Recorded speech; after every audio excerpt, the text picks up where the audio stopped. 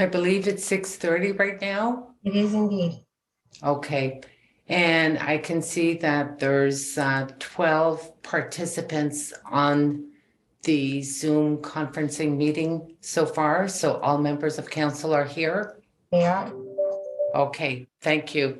So welcome, bienvenue to the special council meeting, la réunion spéciale du Conseil. Are there any declaration of pecuniary interest? Aucune déclaration d'intérêt pécuniaire? None? Is there a mover and a seconder to adopt the agenda? Conseiller Yvon, Conseiller Lise. It is moved by Councillor Duhaime and seconded by Councillor Lee Seneca. Be it resolved that the agenda for the special meeting of council held on January the 13th, 2022 be adopted as presented. Any objections? Aucune objection? Hearing none, carried, adopté. On the agenda, we have one delegation. Nous avons une délégation ce soir. The purpose of the delegation, la raison pourquoi nous avons une présentation ce soir et des invités, is in conjunction to correspondence that was issued to the mayor and members of council dated January 4th. It was a letter that was provided by the minister from the Ministry of Municipal Affairs and Housing, une lettre du ministre des ministères des Affaires municipales et du logement. The letter identified several concerns pertaining to meeting being canceled and not fulfilling our obligations as elected officials. It identified also concerns pertaining to a vacancy for a specific ward, for Ward 7, pour le quartier numéro 7, and that seat has been declared vacant for more than a year and has not been filled. And the minister has provided support, assistance of resources from the ministry staff to assist us in knowing exactly what roles and responsibilities are for members of council staff, issues pertaining to council staff relationships, pertaining to accountability, transparency, meeting requirements, and procedures. After receipt of the letter dated January 4th, that same day, I communicated with the contact person assigned by the ministry, Ms. Kathy Horgan, who is amongst us this evening, to have a discussion pertaining to the intervention or assistance or support provided to council so we can move forward. Subsequently, there was also dialogue with our CEO the subsequent day. So this leads to the meeting of today. Ceci apporte la rencontre d'aujourd'hui.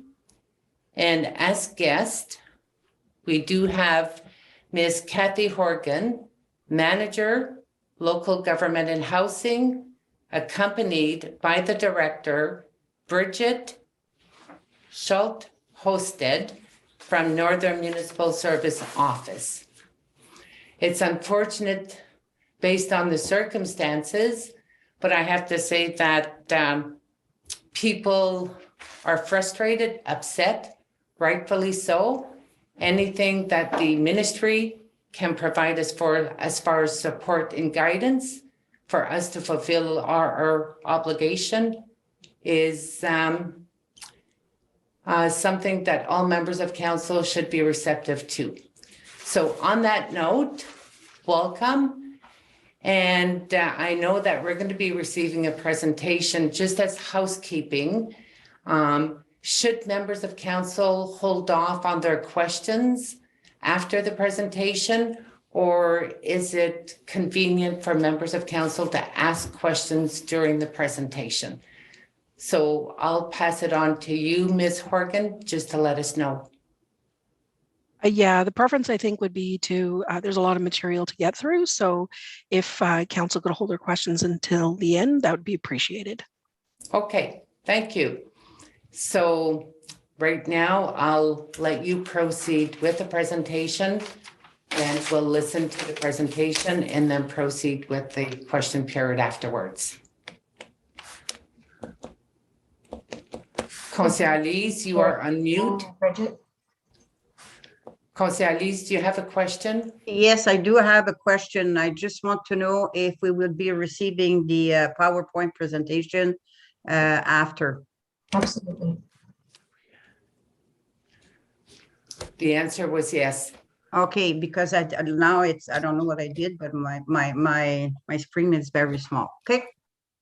Okay. So with undue delay, I'll pass it to you, Kathy, and to Bridget to proceed with the presentation. Great. I'll just say a few words to kick us off. Firstly, certainly to say thank you for welcoming us here this evening and for the invitation. I'll turn it over to Kathy in a moment to go through the presentation, but I did want to note that we're not here to adjudicate for the municipality, and that I think, as you may be aware, that Mr. Clark is prepared to exercise his authority under the Municipal Act if council doesn't meet or host a meeting to resolve its issues within the 60 days, and he is prepared to declare all seats vacant in that event. That said, though, I do hope the presentation that we've got for you tonight is informative and helpful, and happy to take questions at the end about that presentation, and I'm pleased to turn it over to Kathy now. And I'll be projecting, I believe I've got the ability to project then, if I'll proceed with that. Thank you.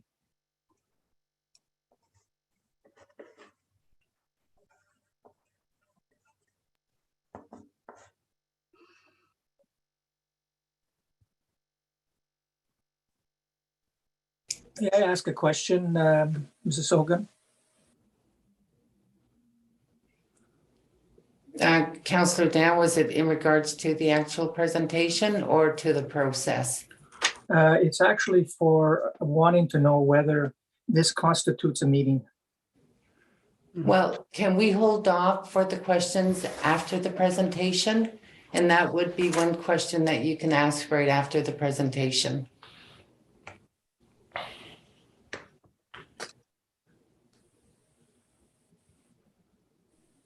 You okay with that, Conseil Dan? Sure. Okay, thank you.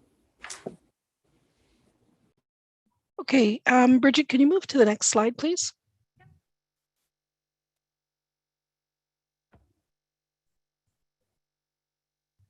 We cannot see. I cannot see it. Okay, it says I'm sharing my screen. Another I can. Okay. Okay. Got it. Okay, very good. Great, thank you. So for anyone who has attended ministry presentations in the past, this is our standard disclaimer slide. So it's really to advise you that the information on the slides that we're providing should not be relied upon for legal or official purposes. It is not meant to replace provincial legislation. So, the information is here for your, we'll advise you about what the legislation says, but we always encourage you to refer to the specific legislation. I've provided the link there for you where you can access any piece of provincial legislation. And also, as local facts and circumstances are variable, users may wish to consider obtaining their own legal opinion when particular legal issues arise, especially considering that I am not aware of all of your policies or specifically what's in them. So it may be difficult for me to respond to certain questions. The information that I'm going to speak about it comes from the legislation, but it also comes from information that we have in the Municipal Councillor's Guide as well that can be found on the ministry's website. So I encourage all members to go to our website. The link is there. If you click on Municipal Councillor's Guide, when you get the copy, you'll be able to access directly the Councillor's Guide directly from our website. Okay, next slide. You can move another one, Bridget, please. Okay, so first, let me start by saying that Section 2 of the Municipal Act, if you're not familiar, it does stipulate that municipalities are created by the province to be responsible and accountable governments with respect to matters within their jurisdiction. And each municipality is given powers and duties under the Municipal Act or other pieces of legislation for providing good government.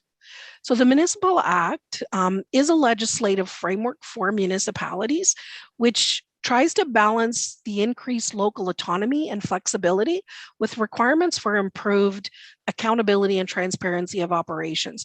So the presentation that I'm going to cover today gets into a lot of that and explains this in a little bit more detail. So key to any organization, whether it be government, business, industry, or even local service club, is for everyone to understand their respective roles and relationships. So over the course of the next few slides, we're going to cover, I will review the role of the mayor, the role of the mayor as chief executive officer and what that really means, the role of council, the role of municipal staff, and we'll also talk a little bit about how council and staff relations work and how you can work together, all with the goal of providing an effective and efficient local government. Next slide. So regarding the head of council, depending on the municipality, the head of council may have different titles. So in the north, we see mayor, we see reeve, and those are pretty standard. Section 225 of the Municipal Act does describe the role of the head of council. So generally, the head of council will provide leadership to council. The mayor, I'll just, for ease of the presentation, I'll just say mayor because you have a mayor. So the mayor will preside over council meetings so that business can be carried out efficiently and effectively, and that would be in accordance with the procedure bylaw. Would act as a chief executive officer, and I'll talk about what CEO means, which is, again, it's not the same as a chief executive officer of a corporation. So I'll explain that in a little bit more detail. The mayor provides information and recommendations to council with respect to the role of council. So if you need some advice or guidance, you can go to the mayor. The mayor would also represent the municipality at official functions and would also be required to carry out duties as the head of council under the Municipal Act or any other act. So an example of that is oftentimes it'll read the mayor shall, sign the bylaws kind of thing. So that's kind of what we get at there, and it'll specifically, if the head of council is given any specific responsibilities, it'll specifically say head of council. If it says council, then it's council that does the work. So the Municipal Act, as I said, it does define chief executive officer or CEO. So CEO of a municipality, as the CEO, the head of council has certain responsibilities, and some of those include upholding and promoting the purposes of the municipality, promoting public involvement in municipal activities, would act as a representative of the municipality, both within and outside the municipality. So oftentimes, say the province is asking for a representative to meet with a certain minister or ministry, then typically those requests are sent out to the head of council. So the head of council too, as the CEO, would participate in and foster activities that would enhance economic, social, and environmental well-being of the municipality and its residents. So with these responsibilities, the head of council can be a very high profile or public role. But part of that role is trying to balance the citizens' expectations. So it is important to remember, though, that council decisions are made by the entire council. The head of council doesn't have any more authority or decision-making power than the rest of council. So the entire council has decision-making authority for the municipality. So the head of council, just like every other member on council, has one vote and does not have the power to make more decisions or make decisions on his or her own for the municipality. And I'd have to add there, without agreement of council. And the reason I say that is because the Municipal Act does permit the municipality to, or give the municipality authority to adopt a delegation policy. And in there, certain things may be delegated to the head of council, or it may be delegated to an individual staff or committee, that sort of thing.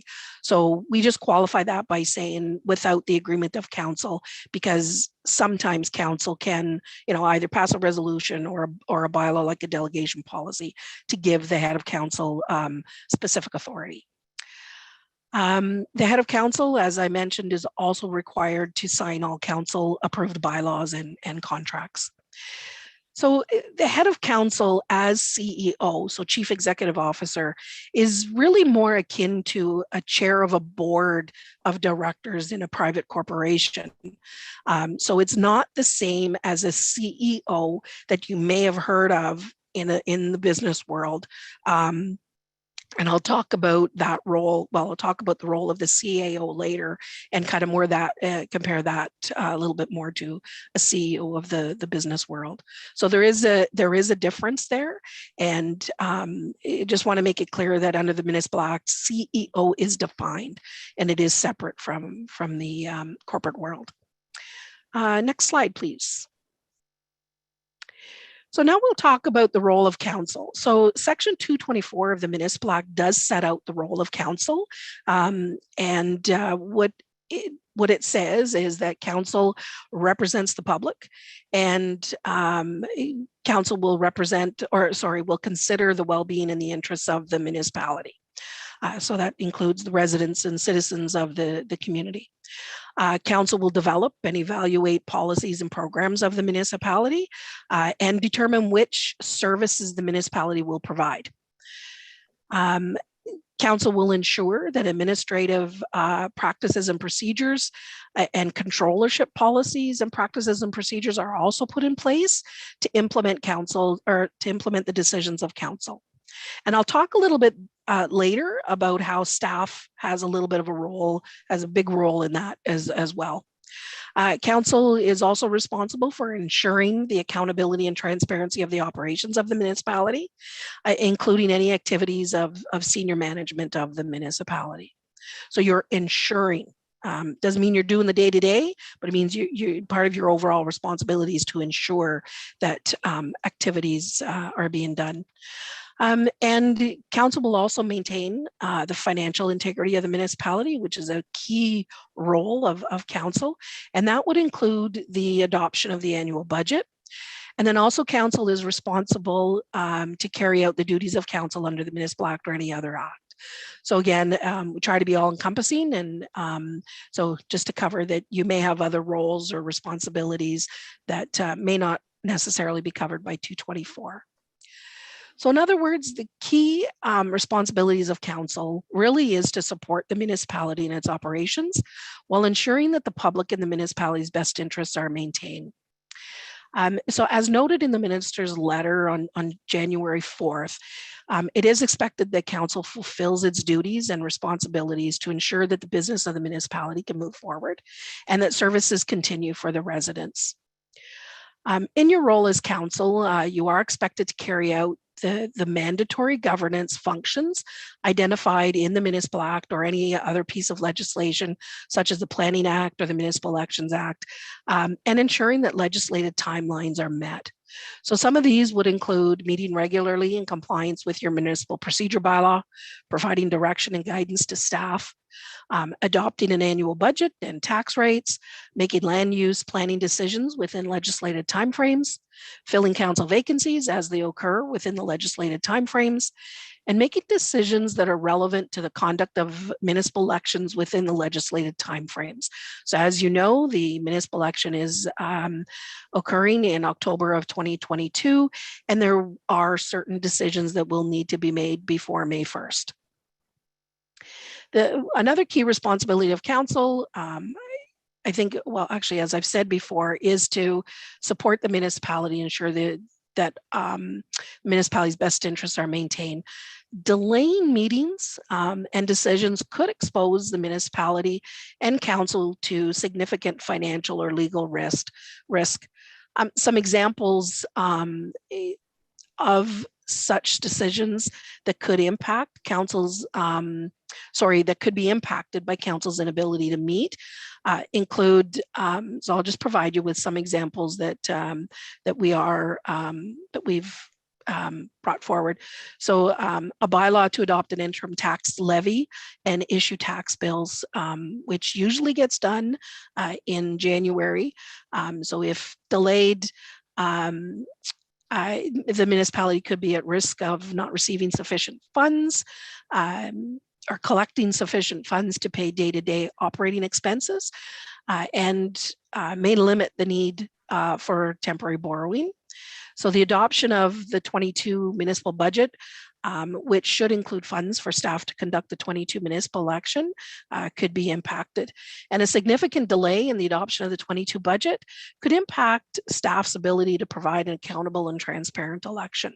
Because if the funds are not included in a budget, then it would be difficult for staff to spend the required funds in order to conduct that election. Failing to meet could result in the lack of ability to engage in any granting opportunities or approve borrowing or tenders as needed for capital works or other type of programs or projects that the municipality might want to undertake. In addition, failing to meet can put certain planning decisions at risk of legal action and or appeals to the Ontario Land Tribunal for failure to make a decision within the legislated timeframes. So those are just some examples that you might want to consider. As a member of council, you have several roles that may overlap.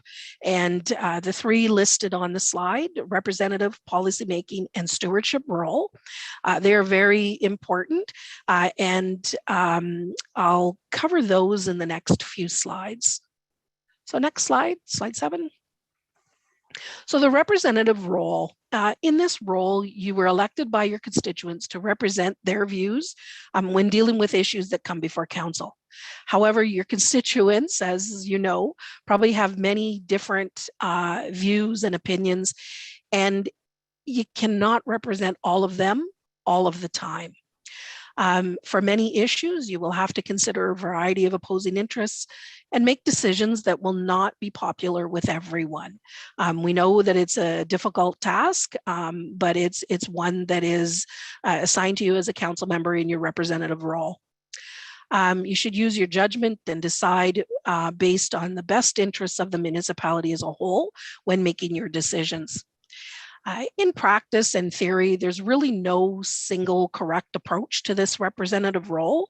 And really on many issues, you may find that you fall somewhere between 2 or 3 or 4 opposing viewpoints. But at the end of the day, it's as an individual council member, it is your job and responsibility to vote based on what you feel is in the best interest of the community. So we suggest that you familiarize yourself with any policies or protocols that are in place for the municipality and that may have that may help you, conduct your role. We know that council members often receive complaints from the public. So one of the suggestions is that the municipality, that you in your role as councilor or member of council, I should say, review any policies that the municipality has in place for handling complaints and citizen inquiries. Although you may find some way of helping, remember to consult with municipal staff. They may have helped another councillor with an issue or a member of the public with an issue before, and you would certainly want to be consistent in how you, deal with complaints in the municipality. If you don't already have a complaint policy, council would want to consider adopting one. And one of the things that we suggest with respect to complaints policy is that, the that you include, who the staff person is that the individual should be going to, have a reporting mechanism in there for staff to report back to council on how complaints are resolved. It doesn't have to be necessarily by complaint, after every complaint that you receive, but set up a reporting mechanism so that council knows that complaints are being dealt with and how they're being dealt with. And also so that that council, and we'll talk about the policy making role later with respect to services, but if council monitors the types of complaints that are coming in, then that's really important in the policy making role so that you can determine whether or not certain policies or services need to be changed. So if a member of the public is consistent, if the public, several members of the public are consistently complaining about a certain thing that's being done in the community, then it would be appropriate for council and staff to kind of look at that and say, okay, is this really what we should be doing, or how we should be doing it? And those are the kinds of, it can help in future dialogues. We'd also recommend that I'd also recommend maybe from a complaint policy is that, not every complaint has to come to council, so that if in your policy, you might have either staff resolves them, or you may have that, they may, depending on the complexity of the complaint, it may go to a committee. But at the end of the day, maybe leave council for maybe a last resort appeal type body, so that you can, have, processes in place or systems in place so that the public can easily get their issue resolved. In addition, there may be circumstances where decisions are made by designated staff that operate at arm's length from the municipality, and really where it would be inappropriate for elected officials to interfere or be seen to interfere. So examples of this would include maybe decisions being made by fire chief, chief building official, medical officer of health. You don't have one in your municipality, but if you did, so those are statutory positions, and they are given specific statutory responsibilities where council shouldn't be interfering in those. A councillor who has made promises that cannot be kept may lose credibility with its citizens and strain the working relationship with staff. So just a caution there again to really get to know your policies, have good dialogue with your staff so that the information that you're relaying back to citizens is accurate, falls within the proper policies. And there really isn't a problem with if a member of the public calls you, refer them to the policy or refer them to a staff member who has the requisite knowledge on that policy. So as I mentioned before, each individual council member has one vote when making decisions, and every member of council should vote on matters in the best interests of the municipality as a whole. And should also respect each other's points of view during and after debating an issue at the council table. Once a decision is made by council, it is a decision of the municipality, and staff and council, staff are required to carry out and implement that decision, and council is required to follow that decision. Again, that's not to say that decisions can't be changed later on, but give it time, let the decision play out, let staff play it out, and then you have report back afterwards, you have discussions afterwards about how was that implemented, how is it working, do we need to make any changes? But those are the kinds of conversations that you'd have at the council table. Next slide.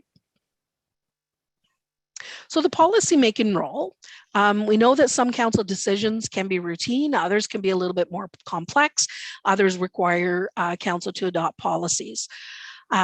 So those are often, some policies can be really specific, others such as, a good specific. An example of a specific bylaw could be requiring dogs to be kept on leashes in a public park, or your parking bylaws that says no parking between midnight and 6 a.m. during the winter, right? Those are specific. Others can be more broad and more complex. And these can be, would include like an official plan. So how is a policy made? So the slide in front of you with the boxes, it outlines the general process undertaken during the policymaking role. Now, the counselor's guide does go into a lot more detail about each of these boxes. I won't go into that much detail, but I'll just provide a very quick overview of the policymaking process. Excuse me. So you would start by identifying the issue. As council, you would agree on what the issue is and what the objectives are. A council would then direct staff to research the issue and identify any recommendation that staff would then research, identify any options and make some recommendations based on those options. There may be a need to consult with the public and consider their feedback. So not on every policy do you need to do that, but especially if you're considering making a very major change or bringing in a policy that has significant impact on the public, then you would probably want to consult with the public on and get their feedback on what it may mean for them. So the next step is for council to review all of the information from staff, consider factors such as demands on time to implement the policy, as well as any cost implications for that. Council would then decide on the best course of action and adopt the policy. From there, staff is directed to implement the policy by council. After the policy is implemented, council would work with staff to evaluate the policy and make any amendments that may be required. So then you're kind of back to the beginning. So it's a cycle. So once you adopt a policy, it doesn't mean it goes on the shelf and you never review it again. It's highly recommended that you implement a monitoring process and an evaluation process as part of all your policies. So it could be that in your policy, you would say that, okay, after 6 months of implementing this, you want a preliminary report from staff to identify or where they can outline how it's going, and they could provide any recommendations for, little tweaks to the policy or improvements, or just say, hey, no, things are going well, give us another 6 months kind of thing. So that's all part of the policymaking role. So in practice, the policymaking is sometimes less orderly than what appears on the screen. And there's various factors that could impact that. So oftentimes there's rapidly changing environment. The issues you're facing could be complex, or it could be difficult to single out the real problem that you're trying, that requires the more immediate attention. There could be differing and sometimes strongly held views by stakeholders and the public, so that could delay your policy making role. There could be a lack of time to identify all possible alternatives and to conduct detailed research. So something could happen in your community and you're like, okay, we need to get this done right away. So you may not be able to consult the public. You may not be able to do as much research as you would like, but you put your best policy forward and then review and evaluate later on. There could be legal or financial implications that could limit what council may do. You might want to adopt a Cadillac version of a policy, but that is too costly. So what you do is you look at the cost and of a less robust policy, but it's still going to accomplish what you want to do, and it's less costly to implement. So there's a lot of things that you have to consider during the policymaking role. And also the implementation of a policy, along with the establishment of the monitoring and evaluation mechanisms, may be really complex. So again, that may delay your ability to adopt that policy or implement it even. So to recap, council is the primary policy-making body of the municipality, while the administrative staff is responsible for carrying out council's policy decisions. These two roles are distinct, but there can be a little bit of overlap. And although staff is responsible for implementing the policy, the council may wish to develop appropriate reporting mechanisms to help ensure that the policies are being carried out as intended and as effectively as possible, and so that council can follow the implementation progress. Next slide. So the stewardship role, your third role, council's objectives are to ensure that the municipality's financial and administrative resources are being used as efficiently as possible.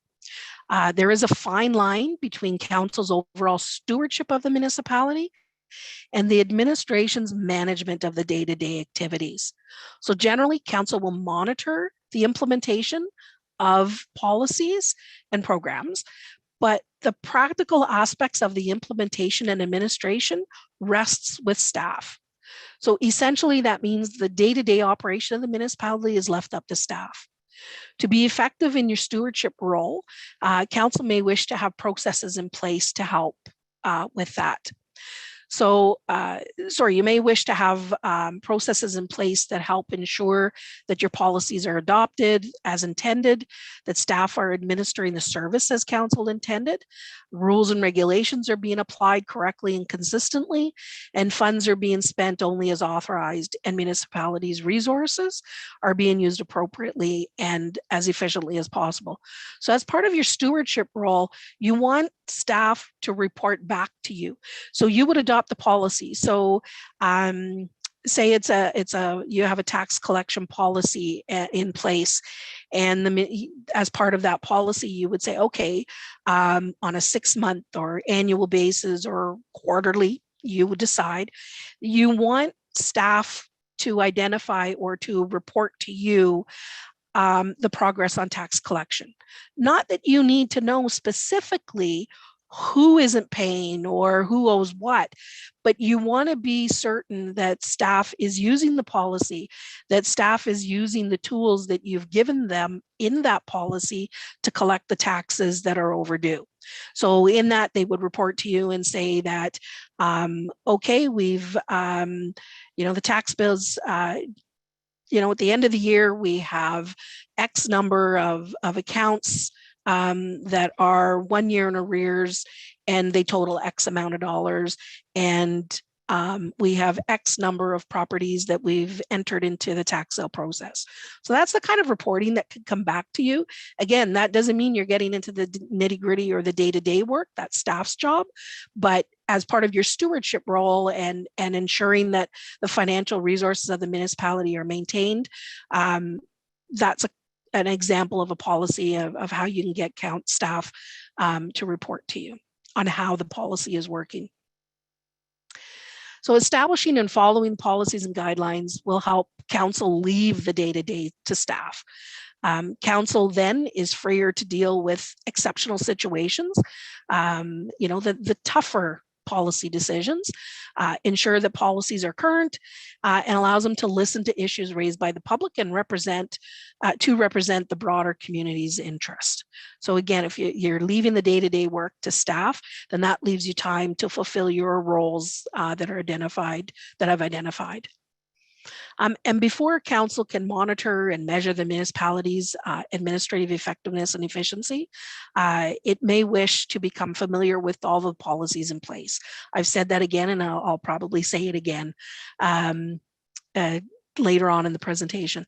So with input from municipal staff, council can determine whether policies are functioning well or if changes are necessary. So again, even though it's your role, you still rely on staff to provide that feedback for you. Slide 10.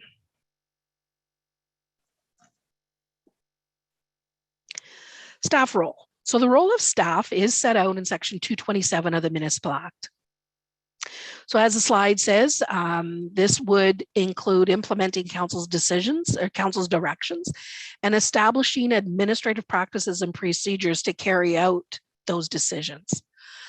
Staff would undertake research, provide advice to council on policies and programs of the municipality, And they would also carry out other duties that are required by the legislation or other duties assigned by the municipality. So some examples of that would be, you know, like a clerk is a statutory body under the Municipal Act, and there are quite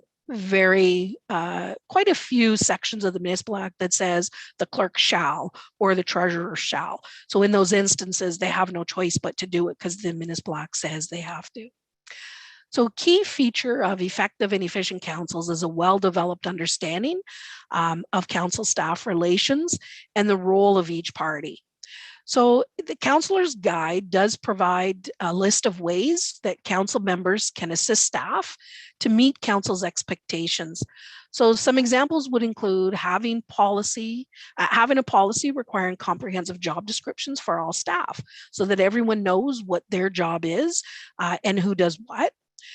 Especially in a larger municipality like yours, you know, you have many different positions and you should have clear job descriptions, as I'm sure you do. Providing clear policy decisions and directions and expectations. So again, those are done at the council table. Policies are adopted at the council table, council meetings, and giving direction to staff is very important. You know, you adopt a resolution that says that, you know, council hereby requests that the public works director provide a report on ABC. So that's giving direction to staff, as well as clearly outlining expectations. So council, it's very difficult for staff to implement a policy or implement a council decision if there isn't clear expectations on what council is really hoping to achieve with that decision. Adopting policies that complement and reinforce staff efforts, consulting with staff before deciding on policies. Oftentimes, council will have really great ideas for policies, but staff needs to research them and you know, talk with other municipalities, check and see which municipalities may have some leading practices that could also feed into council's ideas. So really important that they talk, have that open dialogue. And be prepared before council meetings.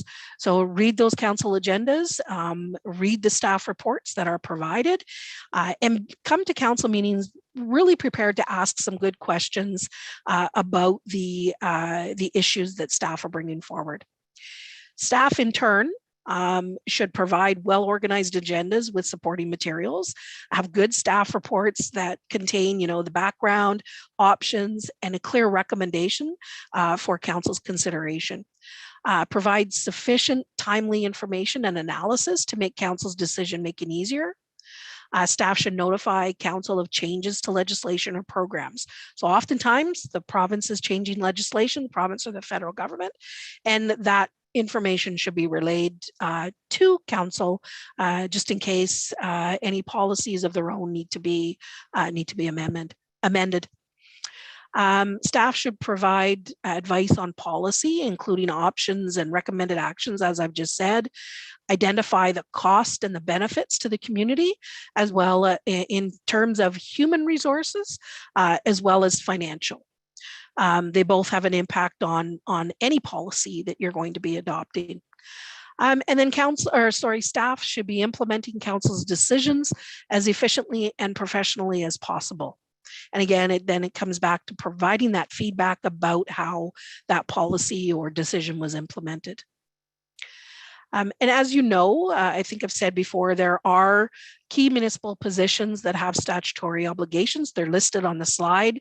So a clerk, a treasurer, chief building official, and a fire chief.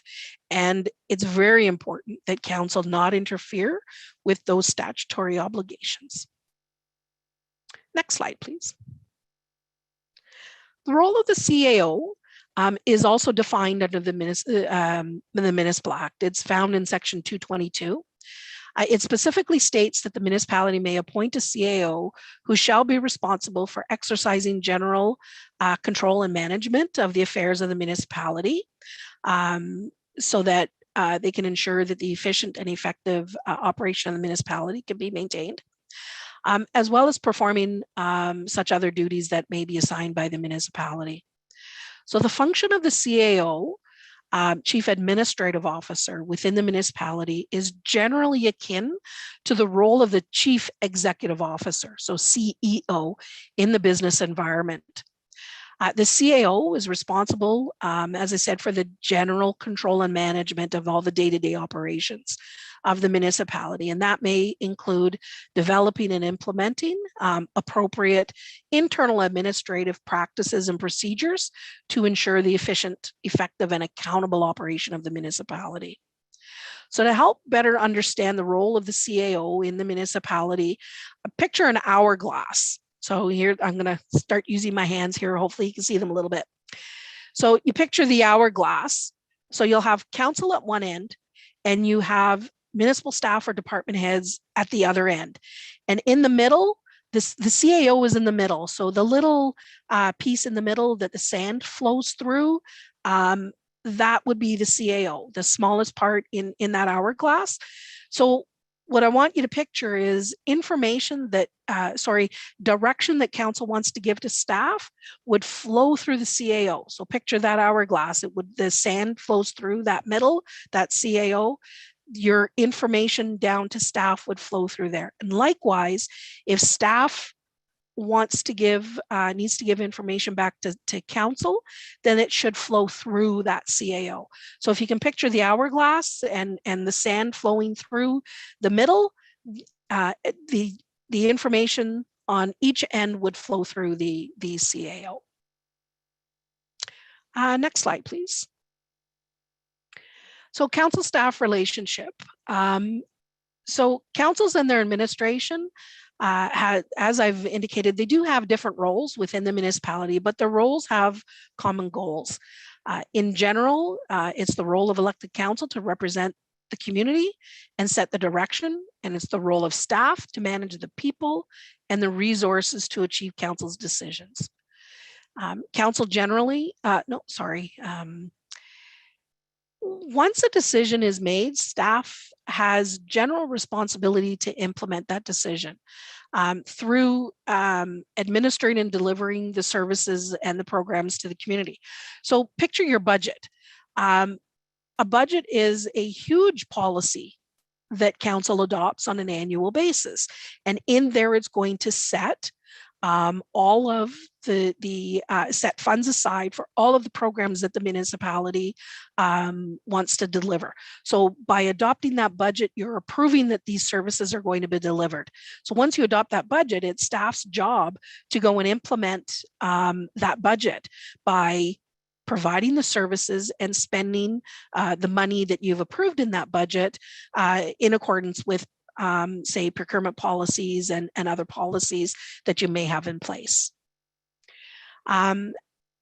Staff and council rely on one another to move the municipality forward. And both staff and council do provide leadership. Council provides the political leadership, while administration provides the leadership to the organization and to the municipal staff. The relationship between council and staff, as I've said, is interconnected. And it's important for council and staff to respect one another's roles so that they can serve the public in an effective and efficient manner. Municipalities are required to adopt a policy on the relationship between members of council and municipal staff. So that's what we dub the council staff relations policy that's found in section 270. Municipalities do have the flexibility to determine the content of that policy. However, municipalities may wish to consider some of the suggestions that I'm going to provide to you when you're developing that policy. So in your policy, you may want to include the appropriate roles of council, head of council, and other senior municipal staff. Some roles that are set out in legislation, while others may be specific to the municipality depending on your local needs. So clearly, again, in your policy, try to develop all of those roles. Job descriptions for all staff. Your policy would say that job descriptions have to be made for all staff, which outline individual duties and responsibilities. You could include appropriate processes for directing inquiries. You have a complaint mechanism. Have guidelines for respecting working relationships. There could include ethical standards. You could establish an ethics executive to promote an ethical and impartial public service. The reporting relationship between staff members and members of council could be included in that. And municipalities may also wish to consider how their policy on the relationship can complement the local accountability framework for council members. I think you can move 2 slides, Bridget.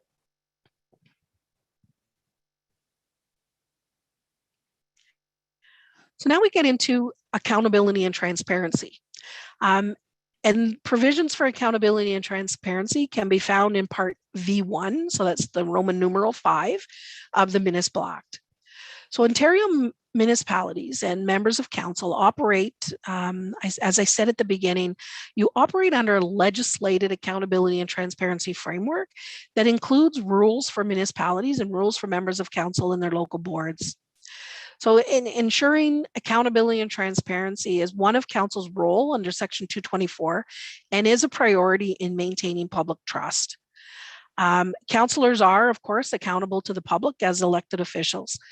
However, it's important that procedures and policies are clearly set out and accessible, and that the day-to-day operations of the municipalities are transparent. So this slide outlines policies that council are required to adopt.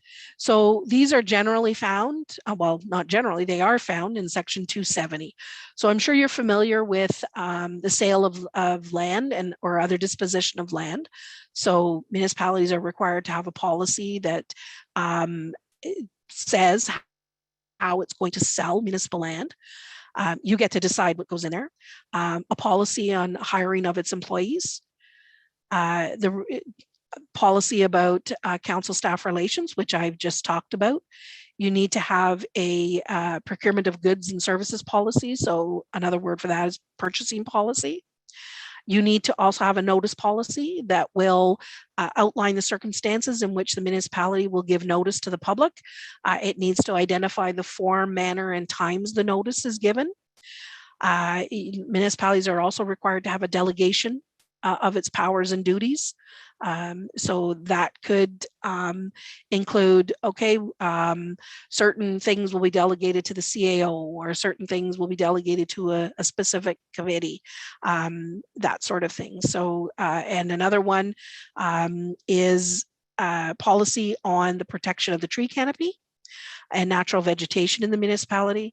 And the last policy that you're required to have is a policy regarding pregnancy leaves and parental leaves of members of council. Next slide. Codes of conduct typically set out expectations and standards for council conduct. Codes may help prevent ethical conflicts and help in their resolution. They serve as a basis for council orientation and training, and they serve as a reference throughout the operation of council's terms. So with the growing importance of accountability and integrity, more municipalities have adopted their codes of conduct with that in mind. Some have also adopted procedures, rules, and policies governing ethical behavior of their members. So it would all be part of the code of conduct. Municipalities are, as I said, are required to have a code for their members, and they're also required to have a code for certain local boards as well. There are requirements. There is a regulation under the Municipal Act that stipulates that a code of conduct must include include provisions for gifts, council accepting gifts, benefits, or hospitality.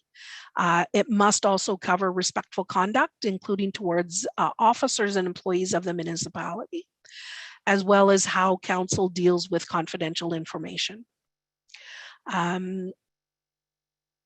as well as the use of municipal and local board property and equipment. So those are the 4 things that need to be included in your code of conduct in your council code of conduct.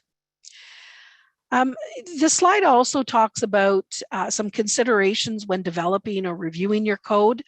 We suggest that you work, if you're developing a code for a local board, work with that local board, review any existing codes of conduct that you may have. If you're just looking at updating it, you may want to consult with your integrity commissioner. You may want to look at some codes that other municipalities have in place to try to cherry pick some of the good things that they have in them. You'd want to establish standards of respectful conduct. So identify what would be considered as harassment or bullying of staff or other council members. Work with the integrity commissioner to establish an accessible and open complaints process. I can't stress enough the importance of that so that the public is aware of exactly how their complaint is going to be handled and who they go to file the complaint. Another thing that I'd highly recommend is that when you hire or appoint an integrity commissioner is that you adopt clear, whether you call them performance metrics or standards for integrity commissioner, for the integrity commissioner when they are dealing with the complaint. So set out timelines for when the complaint should be heard, set out reporting requirements back to council, so that if you say that within 30 days of receiving a complaint, the integrity commissioner is to report to council on whether or not it is going to proceed or whether it's frivolous and it's not going to be heard. So set out those reporting requirements for the IC.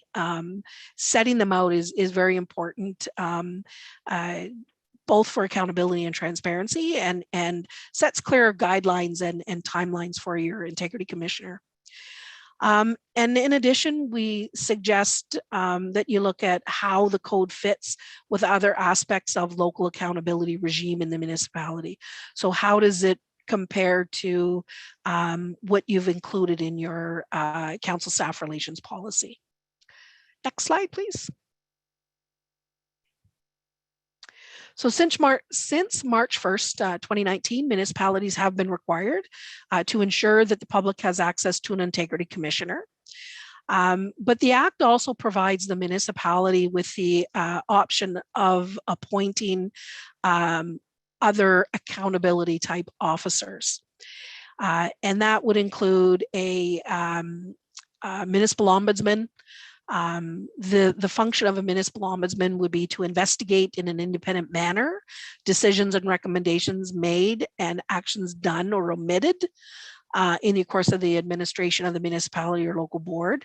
This is a separate office from the Ontario Ombudsman, who also has a role, and I've got a little bit of information on another slide. Municipality can also appoint an Auditor General who may assist council in holding itself and municipal administrators accountable for the quality and stewardship of public funds.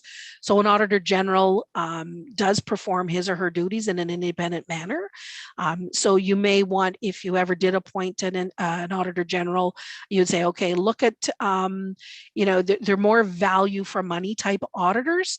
And so you would look, maybe he would investigate maybe service by service to determine how that service is being delivered and whether or not municipalities, whether the taxes are being used wisely in the delivery of that service. And the Auditor General would make recommendations on how you can make improvements to be more efficient and effective. Municipalities may also wish to appoint a lobbyist registry and a registrar or a lobbyist registration system. So this would, you would keep track of any lobbyists within your municipality.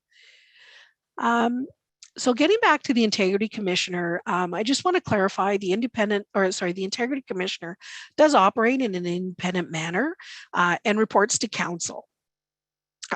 With respect to the application of the code of conduct for the members. The Integrity Commissioner would also set out procedures and rules governing the ethical behavior of members. And the IC may also include may also be assigned to investigate local boards as well. So if the IC reports that in his or her opinion, a member has contravened a code of conduct, the municipality may impose a penalty in the form of a reprimand or a suspension of pay for up to 90 days. It's completely up to council as to how to whether to accept those recommendations from the Integrity Commissioner, and it would be up to council then to award whatever penalty council deems fitting. Next slide. So since January 1st, 2016, the Ontario Ombudsman has had a role to play with respect to municipalities. So it builds on local accountability and framework that is built into the Municipal Act. So that new role is in addition to the Ontario Ombudsman's role as a default meeting investigator. So the two roles are completely different. And if you do go to the Ontario Ombudsman's website, you will see that there's a meeting investigation portion of their website, and then there's the municipal investigation side of things. So the Ontario Ombudsman, as I said, it does support transparency in government, and they may make recommendations for improvements. The Ombudsman may investigate municipalities on a complaint basis or on the Ombudsman's own initiative. So although the Ontario Ombudsman may investigate, they cannot compel a municipality to take action on their findings. The Ombudsman may make recommendations to council and the municipality as part of the report, but it's up to the municipality to determine whether or not, whether and how to address any recommendations made by the Ontario Ombudsman. It's up to the Ombudsman to determine how to respond to the complaints. For example, the Ontario Ombudsman's practice is to investigate complaints made to local integrity officers only after the local complaint processes are completed. So I talked a little bit before about the importance of a complaints policy, and this is part of the reason why it's important to have one, is that if a member of the public speaks to the Ontario Ombudsman and say, about an issue that they're having, the Ontario Ombudsman will ask the citizen if they have exhausted all local complaint mechanisms. So if you have a very robust complaint policy that starts with staff, goes to a committee, then appeal being being ultimately at council, that is a good comprehensive complaint mechanism. So there could be others that you may have set up as well. So it's very important that you give the public the opportunity to be heard, and the Ombudsman will try not to interfere with that local complaints process. The Ontario Ombudsman does not replace your locally established processes, as I indicated. And he or she does not act as an integrity commissioner. So the local integrity officers and municipal codes of conduct, as I said, they are important for local accountability framework. Certain local boards as well may be exempted from the Ontario Ombudsman's oversight. You can see who some of those are in a regulation, but a couple of examples are police services boards and children's aid societies. So police services board, they do have their own oversight body, and complaints can be submitted there. For more information about the Ontario Ombudsman, you can check out their website, and I would encourage you or members of the public to do that. Next slide. So personal privacy and other confidentiality issues, they are an important practical and legal consideration for municipal councils and staff. The Municipal Freedom of Information and Protection of Privacy Act, MFIPA, is the primary statute for privacy and confidentiality for municipalities. It does set out the rules for the collection, use, and disclosure of personal information, and it's very important that council make themselves aware of that legislation. So according to these rules, counselors and staff in most circumstances are required to protect personal privacy and only collect, use, or disclose personal information in accordance with those rules. So if you are collecting certain information from the public, you really need to be certain that that you really need that information in order to deliver that service or, provide or conduct your research. Depending on circumstances, council and staff may or may not be authorized to obtain personal information in the course of their duties. This might mean that at times councillors could not obtain this kind of information from staff either. So staff may at times collect certain information, but that doesn't necessarily mean that that council has a right to that information. And a really good example that I like to use is taxes. So council has a right to know from an overall management perspective the state of accounts receivable or taxes receivable, but you don't have a right to know who specifically owes money to the municipality. So how much they owe, an individual owes, is confidential, and a treasurer cannot disclose that amount. Councillors who may have received personal or confidential information in the course of their duties will have related responsibilities to protect and safeguard that information. Your procedure, Bala, may require that council members return hard copies of material after a closed session. I know some municipalities, the municipality I used to work for, we had required that, but that was back in the day when we didn't have electronic meetings or electronic agendas. But you may have other rules in place surrounding the protection of confidential information. And it's very important that council comply with those requirements, because the council member could find him or herself in legal issues, or the municipality, or it may place the municipality in some legal matters. I can't stress enough that you check with municipal staff about appropriate measures, and to check and see what municipal practices are in place for protecting confidential information. Next slide, Bridget. But before we move on to the questions, I'd like to remind you of the expectations noted in the January 4th letter from Minister Clark. So it is expected that council attend meetings and fill the vacancy on council as soon as possible. Central parts of council decision making, including deliberation and voting, does take place at council meetings. Residents in the municipality of West Nipissing deserve a council that's willing to work together in their best interests and move the business forward. So that does end my presentation. Your worship, I can take questions now if you like.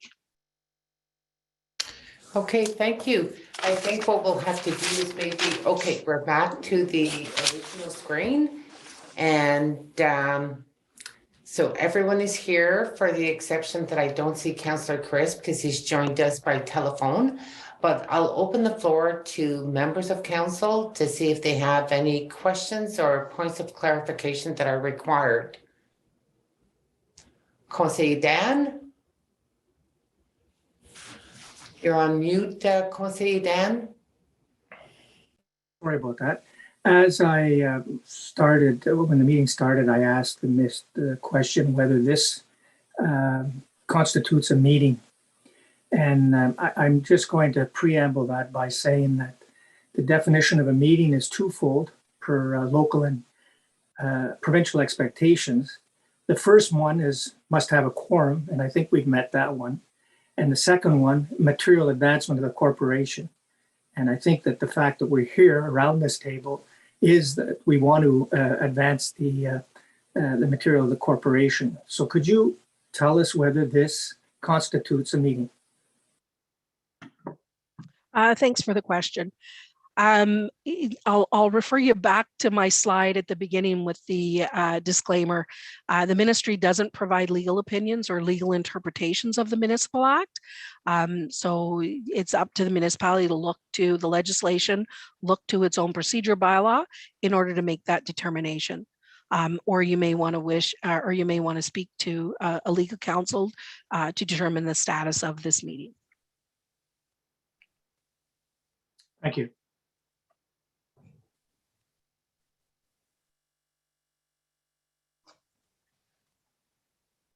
Sorry, I was on mute. Councillor Denis? He's on mute too. Yes, thank you, Madam Mayor. I'm just wondering, since you've touched on the IC component, and I think we do have a bylaw that's appropriate, I think. But what happens when a person is deemed to have contravened the IC guide or of code of conduct, and then when finally the council decides to vote on the consequences, this member has no right to vote on his own consequences. That's not clear in the Municipal Act, I guess. You understand my question, Mrs. Hogan? Yeah, I do. And I believe you may be touching on the Municipal Conflict of Interest Act. The Municipal Conflict of Interest Act, it's not a piece of legislation. We cannot advise you on whether or not, we can't advise any member about whether or not they have a pecuniary interest under the Municipal Conflict of Interest Act. I believe the Integrity Commissioner can provide comments on whether or not you do, or a member can seek a legal opinion about whether they feel that or to tell them whether or not they have an interest and they shouldn't be voting on a matter. So I believe it falls under the Municipal Conflict of Interest, and it's not something that Municipal Conflict of Interest Act sets out the sole responsibility on the individual member themselves to determine whether or not they should be participating in a vote on any matter before council. So because it rests solely with the individual member, nobody else, myself, the clerk, we can't advise you on whether you have an interest. The member must make that decision for themselves, seek guidance by the Integrity Commissioner, or seek guidance from a lawyer who can look at the legislation and tell you whether or not you should or shouldn't be participating in that discussion. Okay, thank you. I have other questions, but I'll wait later on for my turn. Thank you. Conseiller Denis, we'll move on to Conseiller Broley. Thank you. Got a question for Mrs. Org. Under roles and responsibility, the mayor, it states the mayor should support her council. In the situation that we're in, being 7 councillors and 1 mayor, is it, I guess, ethical for the mayor to create a tie instead of supporting the majority of council? As Bridget indicated right at the beginning of the presentation, we're not here to adjudicate the issues between council and staff. Bridget, do you want to say anything more to that? Nope, that's basically what I was going to say. Okay. Thank you.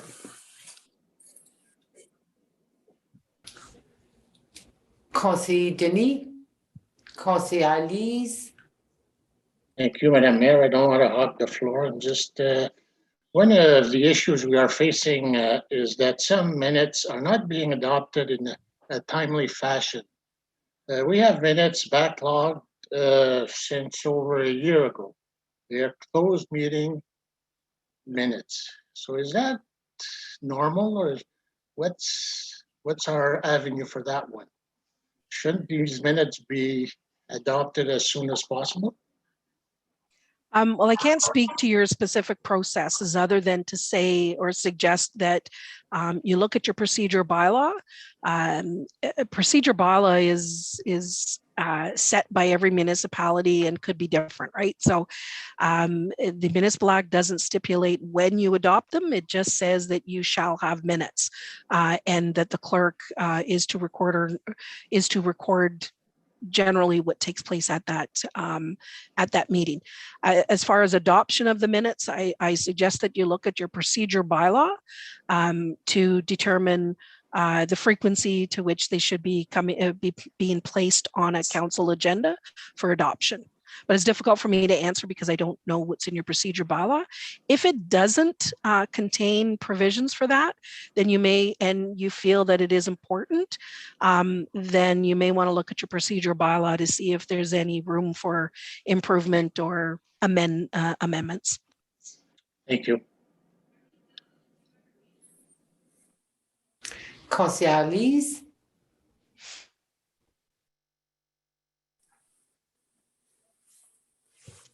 Councillor Lise, you are on mute. I was asking if you don't understand French, but you need to hear my question before you can answer, right? Unfortunately not, sorry. Okay, so do you mind if I will say it in French, but I did my question in writing because my writing in English, I'm able to be clearer than my speech. So I will say it in French and then I'll read it in English if you don't mind. It might take a little bit longer, but I mean, it's very important for me to be able to express myself and not to be judged if my English is not too good. Okay. So, depuis septembre 2021, il y a 3 réunions que vers 50% des membres qui n'étaient pas présents. Ils ont quitté la réunion sans permission, ce qui évidemment donne lieu à un ajournement de la réunion, causant un délai de faire avancer les affaires de la municipalité. Ma question est, c'est quoi les conséquences à ces comportements inacceptables qui ont pour résultat non seulement d'augmenter le niveau de friction entre les membres du conseil, mais c'est nos résidents, nos entrepreneurs et nos commerces qui sont les grands perdants. I will say in English now. Since September 2021, there have been 3 meetings where 50% of the members left the meeting without permission, which obviously result in the adjournment of the meeting, causing a delay in moving the business of the municipality. My question is, can you suggest, or is there anything as far as consequence for those unacceptable behavior, which result not only in increasing the level of friction between us as the council, and but the most affected resident are the resident, contractor, businesses. They are the victim of our behavior at the table. So is there anything you can suggest that would help us overcome that, because it's a free-for-all? Again, I'll go back to what Bridget indicated at the beginning. We aren't here to adjudicate any issues between council members, among council, or maybe between council and staff. You may want to have conversations with your integrity commissioner. Bridget, anything else that you might want to add?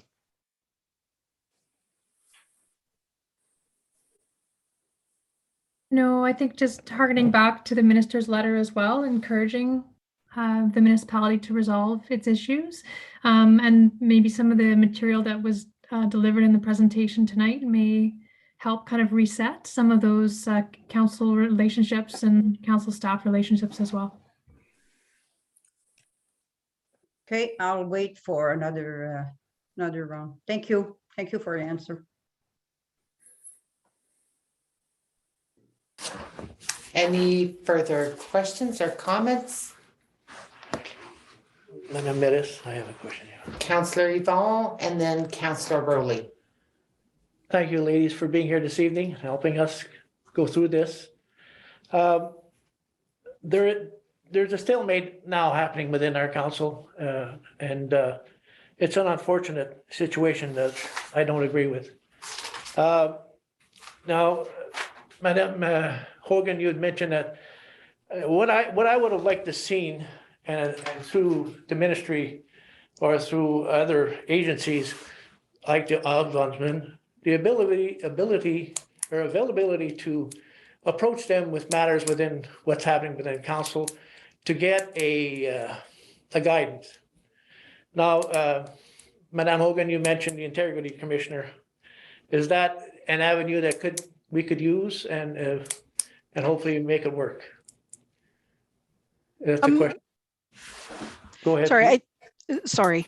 I would say, if you have issues, if you feel that a council member is in violation or contradicting the code of conduct, then definitely have conversations. You would want to have conversations perhaps with your integrity commissioner. If council wants to move forward, doesn't know how, then possibly bringing in an independent mediator to sit with council perhaps that independent mediator can provide you with some options on how you can move, how you can all come together and resolve some of your issues. I thank you very much for that answer. Councillor Rowley and Councillor Lee. That was actually, that was my train of thought in the line that I was going to go in is a mediator. Seems like there's subjects that are on the agenda that doesn't, it's kind of scary to some members. So with that being said, I think the simplest way would be to remove the item, but then it doesn't seem this is going to happen. So maybe the mediator would be the avenue to go. Thank you. Is that a comment or a question that you're directing to Ms. Horgan or to Bridget? That was a comment in general that I just wanted to put out there. And if there's an answer that you could provide or some type of leadership or whatever that you can provide, Mrs. Horgan, that would really be appreciated on this. I guess I go back to the roles and responsibilities of council and your obligations under the Municipal Act, and that it is council's job to attend meetings and move the business forward. And if you feel that you're having difficulty in doing that and you need an independent person to come and help you out, then that is well within your rights as a council as a whole to decide that that's something that you want to do. Thank you. Councillor Lees, Councillor Leo. Just a short question. When you talk about it would be council decision to see if we want that. So that's you answer the question. So thank you. But I do have a comment about what's going on. I mean, at some point of time, you mentioned, I didn't want to mention the motion, but you mentioned it. But there were many opportunities to have that motion removed. And you didn't want to accept, some people did not want to accept either one of them. I even personally sent an email to all councillors the Wednesday before the last meeting saying that I will bring a motion to the next meeting to be read at the beginning, asking an amendment to remove the motion. And even Point of then, order, Madam Chair. I feel that this is not a subject and that I want you to, because the point being is that we're not supposed to be talking about internal issues. These people are here to provide us advice on roles and responsibilities, which they have done a very good job of it. So I would like the member, or not the member, I'd like Councillor Lees to withdraw the comments that she's made, because that is her opinion and it's her, the way she's sharing the information is not accurate. Okay, thank you, Councillor Dan, but I did allow Councillor Rowley to state an opinion, which I want to see if Councillor Lees, if you proceed in that line, you need to have a question that's directed to our delegates so they can provide some information or interpretation or information regarding the question, an answer to the question. Do you have a question that you're going to be leading? I have a to? question, and before my question, I need to explain where my Okay, question is going to well, be. Conseil So- Dan will let Conseil Alice continue and address her questions so she can get an answer to the question. That's the Okay. purpose of the Provide meeting. supplemental to that, Madam Chair, providing I get a chance to rebuttal what Madam Senecal is going to. You know what, Conseil Dan, we're here to learn, to ask questions freely. And so far, it's been going well. And if you do have questions after, raise your hand and the floor will be given to you. Proceed, You know what? Conseil You know, Alice. Conseil Alice, just focus on the subject and the question. yeah, I'm going to focus on something a lot more easier than that because I don't want to debate. And it's exactly what's happening around the table every time we meet. So thank you, Madam Mayor. My question has been answered by Conseiller Dan that we cannot say freely what we want to say. So thank you. Conseiller Leo. Thank you, Madam Chair. Yes, just to respond to Councillor Lee's no, just you pointed out, Councillor Lee's, that we left the meeting, but on the advice of the Mrs. Craddock, and to our lawyer, and we should not participate until that motion was removed, and that's why we left the meeting, just to make a point. Okay. Clarification. You know what, we're not going to get into a debate to the logistic why the meetings were not taking place. I concur that there's been information provided to all members of council regarding what can be done, what cannot be done. But I do not believe anyone was provided advice to refuse to attend a meeting.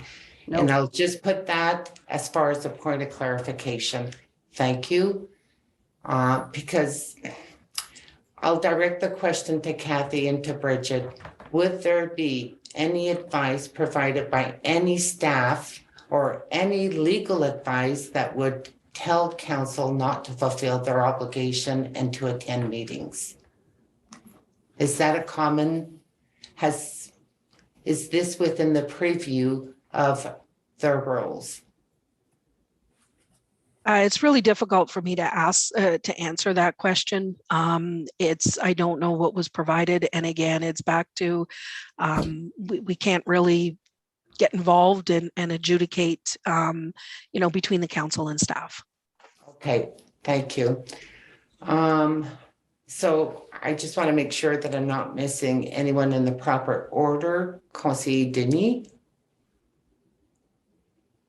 Just like to make a statement on the issue of non-attendance of meetings. I think I counted 12 meetings that were not attended by 4 of our councillors, but I just want to make sure that everybody understands that we did attend all 12 of our meetings, and we were there and ready to proceed to further the municipality's duties. So you need to make sure that we're not all included in the same bag here, because some of us do care. So thank you. Oh, No, we're not. I'm going to change the tone if it's permissible. Coming back to the presentation, I appreciated the fact that you made reference that the mayor is not the boss, because the perception out there is that the mayor is a boss and can dictate to everyone what to do. And I've been trying to advocate and share to people, no, the mayor has additional responsibilities based on the procedural bylaw or based on the Municipal Act, but the mayor's not the boss of council. So I appreciate that was highlighted in the presentation. I do have a question pertaining to ethics, and I guess maybe what I'm looking for is if there's an awareness of any other council experiencing the same dilemma, so maybe some networking can be done with other counterparts to find out what did they do to try to rectify the problem. My question is pertaining to ethics because There's some internal emails that are shared, i.e. from, could be our CEO to all of council. And then shortly after, the next day, we see this email appear on social media by an anonymous individual. No one knows who the individual is, but I don't think it's the issue about the individual that's relevant. I think it's the fact that if there's going to be information as far as transparency and accountability, is the onus on the elected officials to share that with their constituents, to share it with their members of the community, or do they streamline that communication through another party? I'll bring you back to my slide on privacy and confidentiality. I think you'd have to look at the policies that you have in place.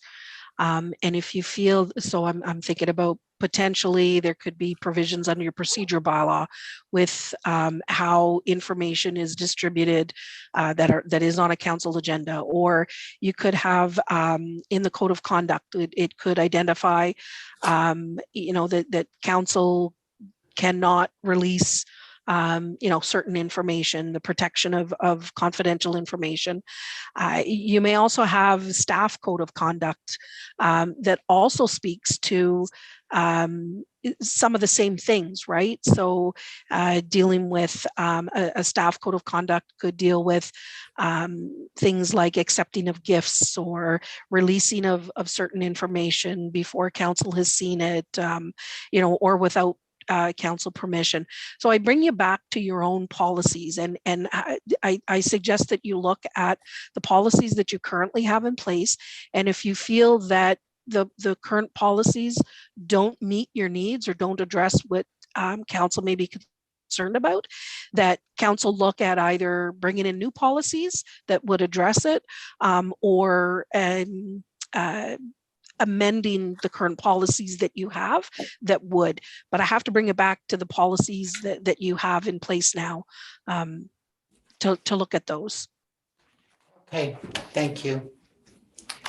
Conseil Lise?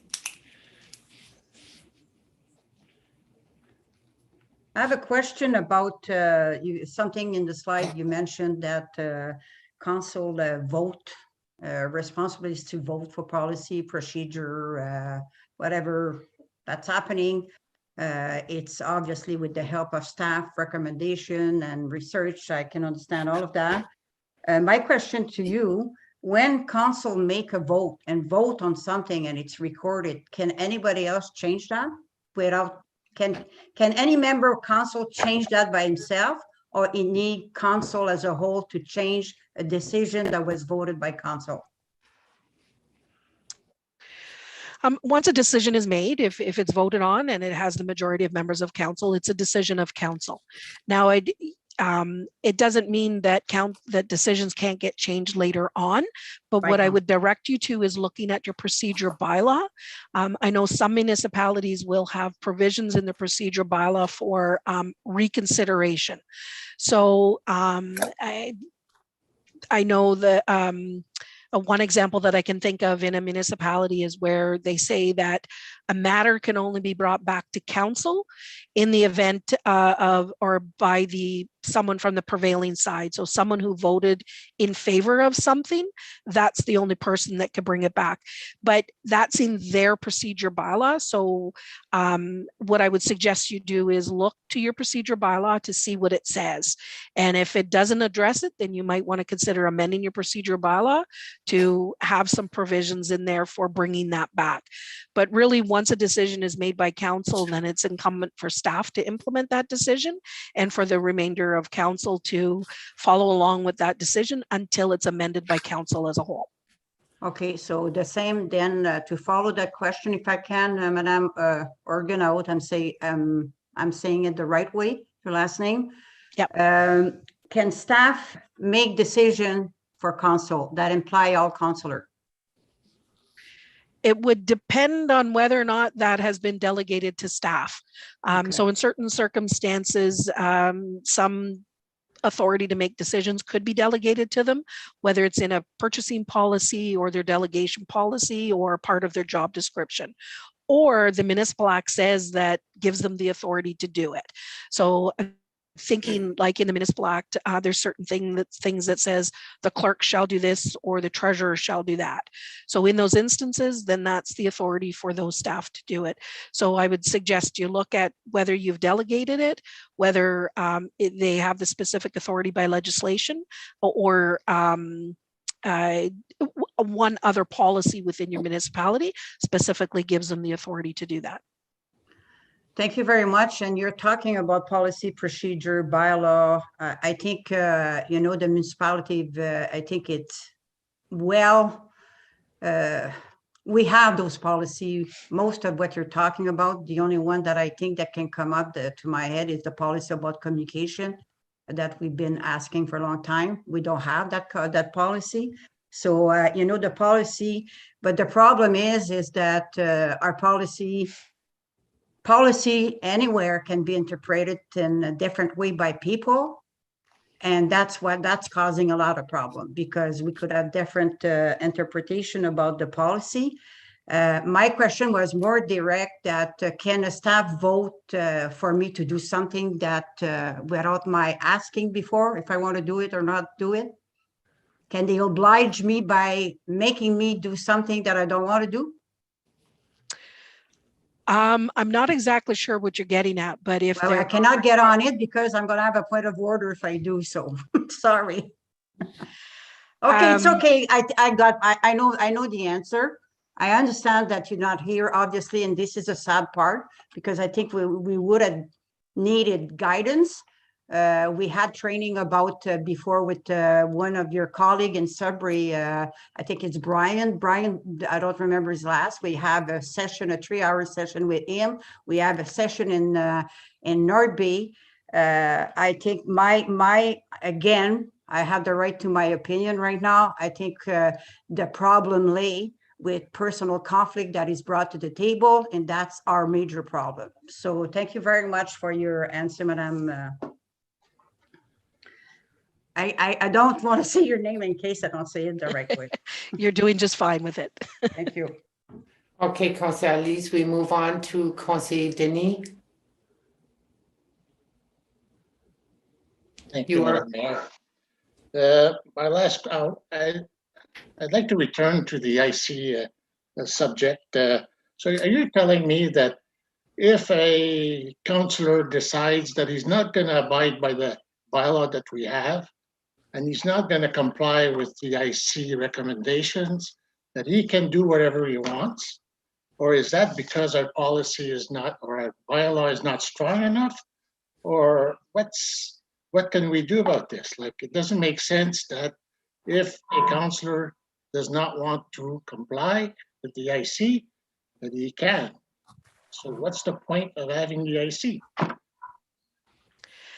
So first of all, the integrity commissioner is his or her job is to conduct investigations based on a complaint made. The integrity commissioner will issue a report and will issue recommendations that are part of that report. Then it's council will receive the report, and it's council's job then to decide whether they want to impose any penalties that may be recommended by the integrity commissioner. If council does, then council would pass the resolution that would stipulate which recommendations and what the penalties will be, but that's council's job to do that. If you're saying then that council, or that a council member is failing to follow through on what council has imposed as a penalty, then I'd suggest that you talk with your staff or you talk with a lawyer to determine what council's options are following that, if that happens. Just to follow I can't. Excuse me. Sorry, Madam. Did I Nope, go ahead. No, Madam Mayor, could I supplement? Yes, you may proceed. Okay, so that means that we have a split council, as you know, so the votes are 4-4. So this councillor says, okay, well, we're 4-4, so to keep this a tie, I need to vote on the recommendation to a plan. Let's say we decide on a 3-month suspension. But this councillor is going to vote on not agreeing to this, so we're ending up in a tie. So as far as I think is the proper procedure should be that this councillor can have vote on his own conflict of interest. So it's like a catch-22. How are you going to deal with this? If any, and I'm not speaking to this particular situation, I'm speaking to municipal conflict of interest in general. If anyone feels that a member of council has contravened the Municipal Conflict of Interest Act by not declaring an interest or declaring an interest and participating in the discussion before, during, or after of a taking of a vote, anyone can go to the Integrity Commissioner to file a complaint under the Municipal Conflict of Interest Act, or they can go direct to a court and have a judge make a ruling on a complaint about a municipal conflict of interest. So I would suggest that, if you have concerns about a member in relation to conflict of interest, then you have a conversation with the Integrity Commissioner in regards to municipal conflict of interest. Yeah, thank you. Conseiller Lise, Conseiller Dan. Just a clarification on that, because you mentioned, and I'm saying it because you mentioned that we could ask the lawyer about it or the Interim Commissioner if we feel, and we did have that response, Conseiller Denis, you forgot, but we asked, Madame Mayor has sent a serial question to our IC, and when that question was asked, it was said very clearly that he should declare a conflict. So that's just a clarification. No. Conseiller Dan. Getting back to the presentation, Kathy or Mrs. Horgan, one of the Kathy's fine. Okay, thank you. One of the common themes that I found throughout your presentation was that council should be respecting the advice of our professionals that work for us. In as much as that I sensed that you were, just telling us that, we hire professionals to do the job. And when they provide us advice, we should be basically not adhering to it, but take it with, with a lot of, not a grain of salt, but the opposite. Could you just elaborate on how, throughout the presentation, like, I don't know how many times you said it. I was going through the presentation, you said, respect the opinion of the staff, respect the opinion of our experts, respect. So can you just elaborate on that, please, a little bit? Yeah, so back to the whole council roles back to council roles and responsibilities, as well as your council staff relations. Staff have a job to do, and part of that job is to do the research, provide options for council and recommendations. Now, it's you respect those that advice, but that doesn't mean that you always have to listen to it. It's still council's job to make the decisions in the best interest of the municipality. But the things that you would want staff to put in the reports are things like financial implications, legal implications. They're going to be gaining that they're going to be providing that to you based on information obtained from lawyers, maybe obtained from auditors, from your finance staff.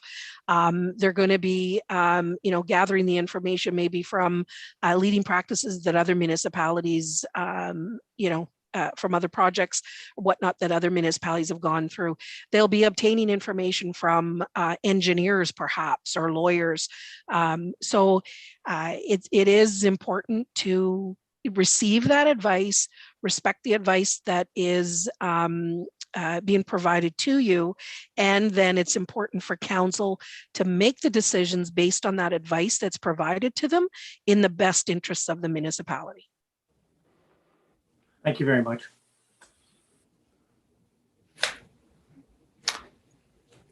Conseiller Lise.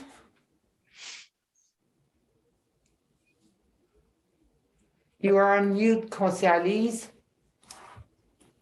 Hey, to come back to that, the comment that you said and the comment that, the question that Ms. Conseiller Revito asked, I agree with that. And I do respect staff. They know what they're doing. Obviously, they're paid to do a job and they're doing it. But I mean, if our job would be to accept every recommendation that staff is making to us, well, they wouldn't need us. And we're here because we look at it, like, and you mentioned that in your slide also, that they look at a staff or the organization itself, and we look as a political decision to be made. And it's not always so when we don't agree, it doesn't mean that we don't respect their job and they did not do a good job. And I mean, if they take it personally, apologize for that, but that's not the way to operate. Staff is giving us a recommendation. Oh yes, bang, bang, we're gonna just go for it. It would be really easy if we do that, but they would not need a council. And it would be saving a lot of money. The resident would be, and it would be more easy for the staff, obviously. But I mean, the fact remains that our job, our responsibility, when we ask certain report, I need the information to make the best decision for the community as a whole. And this is my job. And I mean, it doesn't mean that I don't respect the ability of the staff. So I just want to clarify that. And you did very well say it. Yes, we can. We are responsible to make, and we vote the way we feel that it's the best for the community. So that's my comment. Thank you. Conseiller Yvon? I think what's important here, if you don't mind me saying, is that as an elected official, I've always thought that everyone has a right, everyone on this council should have the right to ask a question and have a right to get an answer, as long as it's within the confines of the council's job. And we, and I never, someone at one time said to me, oh, I don't want to ask this question because it's stupid. And I said, no question is stupid. Ask your question. It's not offensive. And you have that, you have that right to know, because you're representing a lot of people. And by knowing what's going on and by wanting to know, it certainly will help you decide and help you make that decision. So no question, I strongly believe that every councillor has a right to ask that question and has a right to get an answer in accordance to what we do as far as councillors. And do you think that is right, Madame Hogan? Do you think we have a right to ask that question? Well, it's, when you're at the council table, obviously look to your procedure bylaw. Meetings are set up for debate, right? And if you're asking, staff of certain questions or other council members of certain questions, you're gathering the information that you need in order to make your decisions. But I would, say that and ensure that you're following, the processes outlined in your procedure bylaw at your meetings. There's also no problem with, if you have an item on the agenda and you just need a little bit of clarification, picking up the phone and asking staff to clarify something. Sometimes it's better to ask the question at a council table so that just in case one of the other council members was having the same question and didn't really quite know how to ask the question, then you're all hearing the same information, right? But it's all part of the debate, and a healthy debate at council table to help you better make your decisions. Thank you. If I may, I do have one question, and it's around confidentiality. When there's closed session meetings that do occur, and there's documents, confidential documents that are provided, you made reference that it's important to have good policies, that it's identified in our procedural bylaw to make sure that the documents are provided back, or how to make sure that they're not released in the improper hands. So looking at that, Is it fair to say, or that the documents that were circulated and confidential in a closed meeting, that those documents only remained within the individuals that were in attendance at that meeting? Unless we have a policy that would address it differently. Would it be a fair statement to say that? Well, I don't know what your policy states, so I can't really say whether it's fair or not. Okay. Again, I'd look to your policies to determine how confidential information is handled. And not just your policies, but legislation. So look at the Municipal Freedom of Information and Protection of Privacy Act.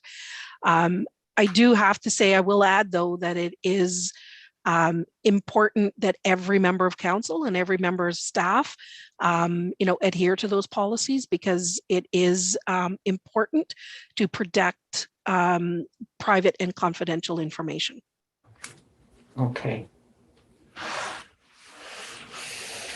Now, can you maybe just elaborate on the issue of roles and responsibilities? As a council has one employee, and our employee is the CEO.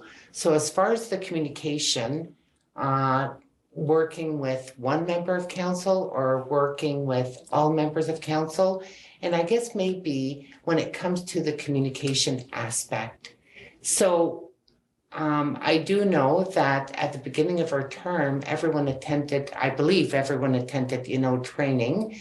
And based on a session that we got at a later date from Municipal Affairs, my interpretation was that we cannot be dictating to our sole employee to work on a project or to commit resources without direction of council. And if there were generic queries that affects our services or so on, that this individual does not report only to one member, but reports to all of council. So where's the balancing as far as the communication?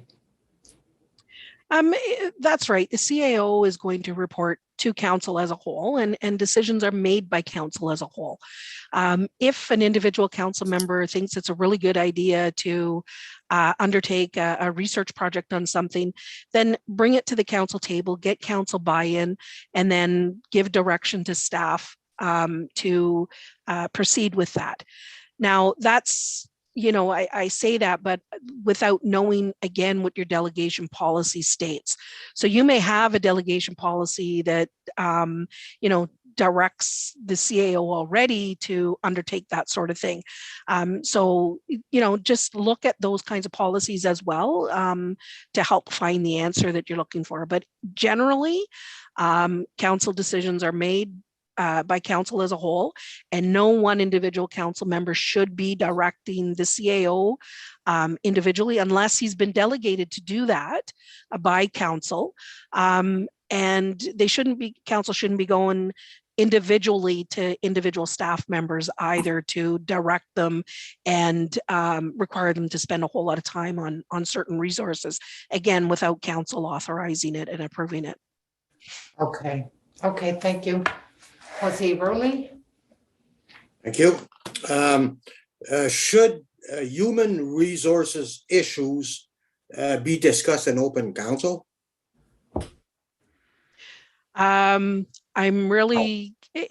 It's up to council to determine what they discuss in open and closed.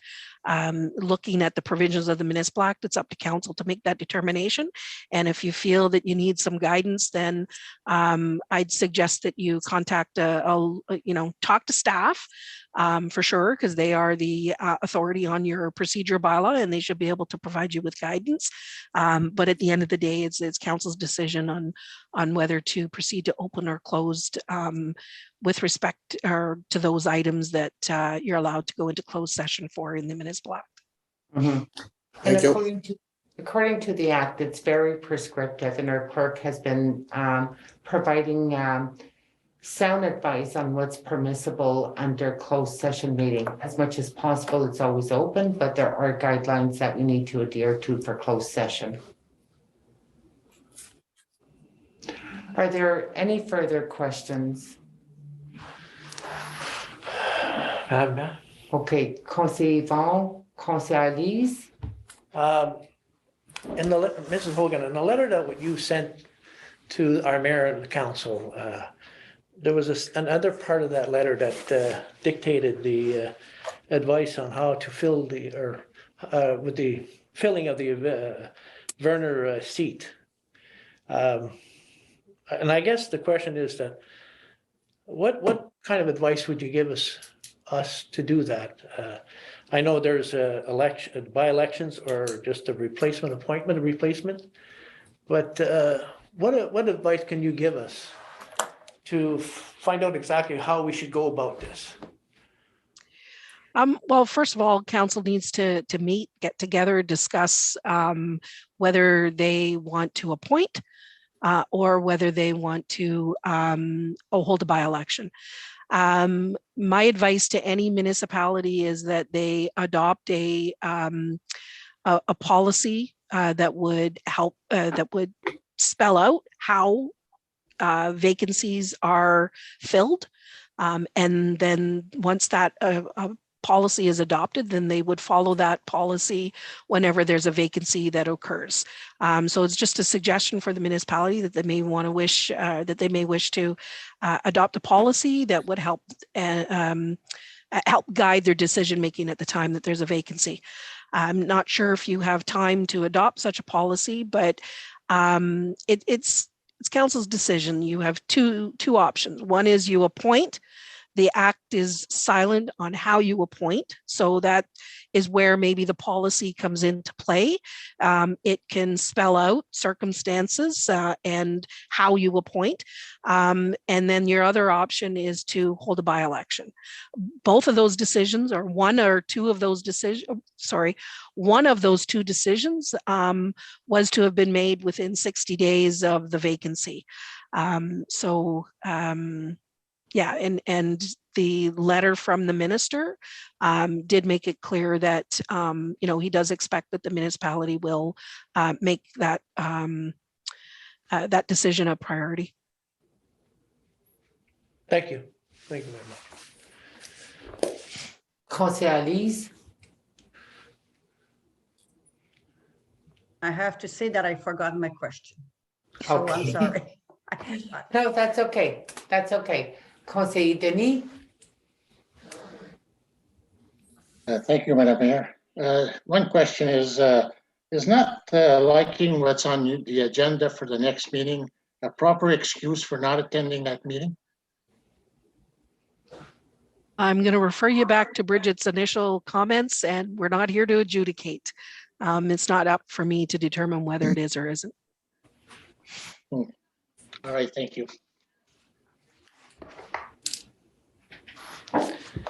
Okay.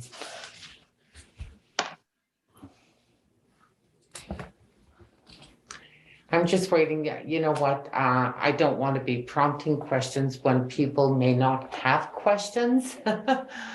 But okay, I'm just looking at everyone and I don't see any hands that are up. But I really want to say thank you for accommodating the initial request, of coming to council, providing a delegation, providing, information pertaining to roles, responsibilities, relationships, procedures, obligations of council. Yes, concerns have been expressed, and rightfully so, expressed by our public, expressed by many stakeholders. And after the discussion with you, Kathy, it was clear that all members of council need to be aware of Section 266 of the Municipal Act and what the authority that the minister has. And I believe Bridget made reference to it at the get-go, that if there's not, if we don't move forward with our obligated responsibilities of conducting business for the affairs of the corporation, that the minister has made it known that he will exercise his authority under Section 266 of the Municipal Act. Is that a correct assumption or a correct wording? Not assumption, but am I doing maybe a correct summary? He's prepared to do so. Okay, thank you. And if any members of council do have any, if they need additional information, if they have further questions, are they, can they voluntarily reach out to you, Kathy, so they can have a discussion with you? Because I believe the letter, the minister also says that, you know what? He's provided the support, the guidance, the resources from the ministry to work with council and myself. And if any members do have any concerns, questions, or they need clarification, they have your phone number, it's identified on the letter, they can reach out to you. Is that okay? Absolutely. Okay, perfect. So the next step from now, okay, I see someone raised their hand. I thought, Conseillère, you are on mute, Conseillère. Oh, yeah, I just remember my question. But it's okay if I should have remembered it before, but. I'll proceed and ask the question, like if Well, you remember. yeah, take it had advantage to of the- do, yeah, it had to do with communication again, and so one of the slides that you had mentioned, there's two questions. One, communication, of course, that it should be received as council should receive the information at the same time. I don't think it's a privilege to be able to get information and the other one not getting it. So it should be received at all times. So I guess we need a communication policy. When it comes to make decision or whatever, obviously it's our decision, but it can be changed. There's a way of doing it. But to be transparent, I mean, also it's an obligation to be transparent. Business should happen at the table. Would you say that? And we have a policy that we have meeting. That's why we have meeting. But the fact remains that to be transparent is to be doing the business at the table, and everybody should have the same information when they make decision. So how can you make a policy to oblige somebody to do that? Well, first of all, look to your procedure bylaw that spells Yeah. out that council meets. It is the one thing I have to say, and you might have gotten tired of me saying policy over and over again, but council can't function, council and staff, you can't function without policies.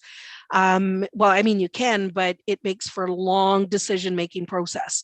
So policies that you adopt, whether it be a reserve fund policy, whether it be a tax collection or debt management policy, all of those types of policies help guide council's decision-making at the time that there is a decision that is needed to be made. So I always come back to having good policies in place, so that it's an accountability and transparency measure, so that the public knows how decisions will come about. So the same thing, with council staff, with filling of council vacancies. If you adopt a policy for filling a vacancy before a vacancy happens, then when a vacancy occurs, then you could look to that policy to determine, okay, what do we do now? So that council knows at the time when a vacancy occurs, and the public knows how that vacancy is going to be filled. So that's just one example. Making decisions about, what to deal with, how to deal with giving direction to staff. A good communication policy will help with that. So it's better to think about all of these policies that you need, work on adopting them so that when it comes time, when you do have issues, you look to that policy, and those will help guide your decisions and help guide, the direction that you're going to give to staff. Not sure if that helps, but, other municipalities have a lot of these policies in place. You can do a Google search and a lot of these policies will come up. We can, also help with that in pointing you in the direction, pointing your staff in the direction of some municipalities, not just from the north, but perhaps down south in other parts of the province where we know that some municipalities have some really good policies that we could point your staff, send them in that direction to gather some of those policies for you to have a look at and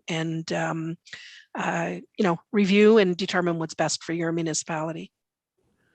Okay, so, and the second part of my question was in a slide that I think, and that's what I want to clarify, that role and responsibility between staff, CEO, staff and counselor, that decision-making is council, it's political. And then when it comes to operation, after we had direct or agree or whatever, it's up to the CEO to make sure that the staff implement those decisions made by council. I think that's what I saw on that slide. You had two saying role and responsibility of staff, and then role, I think it was the other side. So I want to clarify that. Yeah, so council's going to make the decisions, and I qualify that with, as you know, check your delegation policy, because sometimes your delegation policy will give certain staff the authority already to just go ahead and make certain decisions. Yeah. But once council makes the decisions, then staff's job is to implement that, and the CAO, in overseeing the day-to-day operations, will ensure and set up administrative practices to, help him or her ensure that staff is implementing council's direction or council's policies. Then staff will provide, staff will monitor, CAO will monitor, and they'll provide that feedback back to council, because not all policies work. It might take you a few times to get the policy just right. So, and you need that feedback from staff in order to help evaluate and determine whether or not that policy is correct and is the best thing for the municipality. Thank you very much. Appreciate it. Okay. I think on that note, I don't see that much more pending questions. I was going to say, if someone could just poke Conseiller Dan. Okay, thank you. You were poke Conseiller Dan. That's fine. No, I think your eyes were closed, and I didn't know whether or not if you were. But anyway, it's just. So, Conseiller Rowley, did you have a question? Yes, actually, it's more of a comment than anything else. We know this motion that was brought forward is stopping us from moving forward, and I brought a solution to our deputy mayor between Christmas and New Year's, and it's to help us call a special meeting. That way we can remove the motion before it hits the agenda.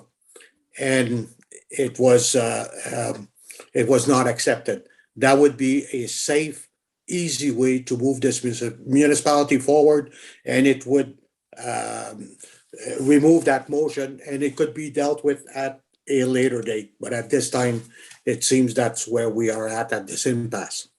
Thank you. Conseiller Denis? I would like to comment on that. I think if you want to further the agenda of the municipality, you just show up at the meeting and we can discuss it as adults at the table. Thank you. Okay. I think, you know what, the entire session was not to, start providing personal opinions, but focusing on the issues and the tools and the information that's been provided to us, that's been brought and shared, and that we had the opportunity to raise questions to seek clarification. I appreciate the fact that the ministry has stepped up to the plate and had volunteered their support, making us recognize the importance of us fulfilling our obligations and at the same time being neutral. And it seems that a lot of it revolves around our procedures, evolves around our policies and potentially other legislation. So I think it's a good opportunity of reflection.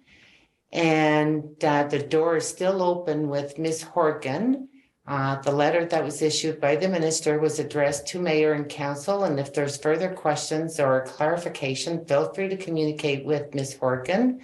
And I think it's appreciated that based on the circumstances of the events, whatever issues in advice and recommendation as much as possible, we do business at the table, but we need to convene a meeting to be able to conduct and start with business. So I'll leave it at that. And I heard that the actual presentation, and I apologize because I had asked earlier this afternoon if the presentation could be shared with everyone before the meeting. And I didn't get to it, but we'll make sure that every member of council gets a copy. They can review it. Sections were from the Act.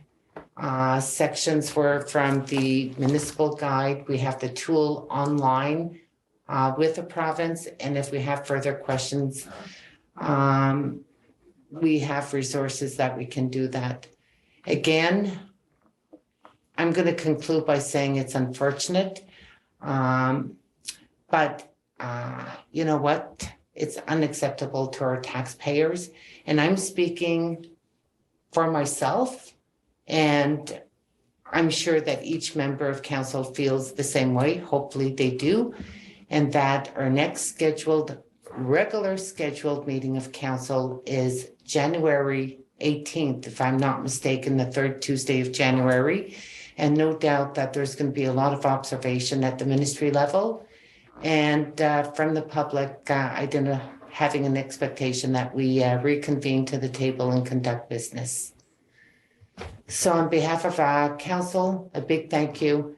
Did you have any final comments, Kathy or Bridget, before we conclude this meeting? I just want to say thank you for inviting me, and you have my number. I'm more than happy to answer any questions you have, but just keeping in mind that, you know, the ministers, Bridget's, you know, comments at the beginning about we're not here to adjudicate, that will stay for our, you know, individual conversations. I'm happy to provide any information and information that I can. Okay, thank you. Thank you, Kathy and Bridget. Appreciate it. Okay. Thank you for having us. You're welcome. It was, thank you for everything.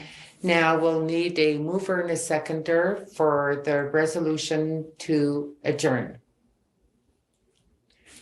Conseiller Lise, Conseiller Denis. It is moved by Councillor Lee Senecal and seconded by Councillor Denis Senecal. We have resolved the bylaw number 2021-15 being a bylaw of the West Nipissing Municipality to confirm the proceedings of council at its meeting held on the 13th day of January 2022 shall come into force and take effect on the day it is passed. Any objections? Aucune objection? Hearing none, carried, adopté. It is moved by Councillor Lee Senecal and seconded by Councillor Denis Senecal. Be it resolved that the special meeting of council held on January 13th, 2022 be adjourned. Any objections? Aucune objection? Hearing none, carried, adopté. Bonsoir, good evening. Thank you. Thank you. Good night.